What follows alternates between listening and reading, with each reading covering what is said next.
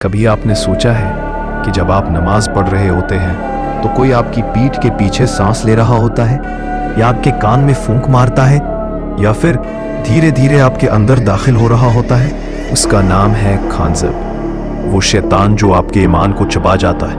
वो पहली रात साल था 1998। इंडोनेशिया के एक गांव में एक साधु था, सिमेडी। उसकी एक बेटी थी, रायायु, मासूम, चुपचाप और समझदार।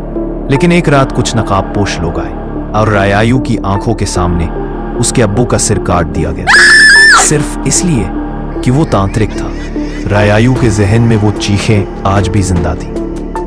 अब 7 साल बाद रायायु अपने सौतेली माँ और छोटे भाई हिलम के साथ उसी गांव में लौटी। लोग उसे अजीब नजरों से देखते, बच्चे उसे भूतनी बुलाते और मस्जिद में कोई उसके बगल में नहीं बैठता था। रायायु नमाज पढ़ना चाहती थी, लेकिन हर बार जब वो सूरे फातिहा पढ़ने लगती तो कोई कान में कहता, बस कर, तू सुन नहीं रही।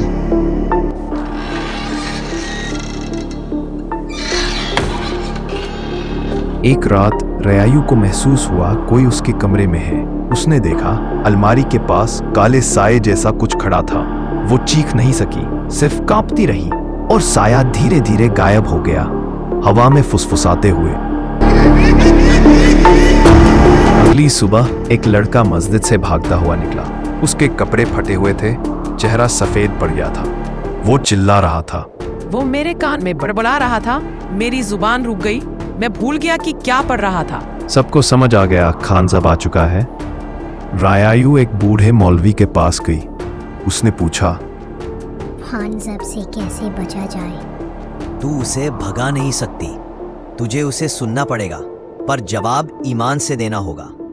शैतान डर से नहीं, सच्चाई से हारता है। रमजान की आखिरी रात थी। गांव में सभी लोग मस्जिद में इबादत में थे। रायायु अकेली बैठी थी।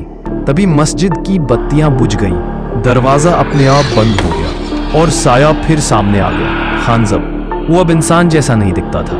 उसकी आंखें जल रही थी, चेहरा जला हुआ था और आवाज डरावनी गूंजती हुई। रायायु कांप रही थी, लेकिन वो झुकी और पढ़ा, कुल औज़ु बिरब्बिन नास मिन शर्रिल वसवासिल खन्नास। उसकी चमड़ी पटी। उसने कहा, तू झूठ बोल रही है। मेरा अल्लाह मेरे साथ है, तू बस एक धोखा है। अगली सुबह सबने रायायु के साथ नमाज पढ़ी। लोग अब उसे इज्जत देने लगे। गांव में सब कुछ फिर से शांत हो गया। लेकिन जब रायायु घर आई, आईने में उसने खुद को देखा और उसकी परछाई मुस्कुरा रही थी।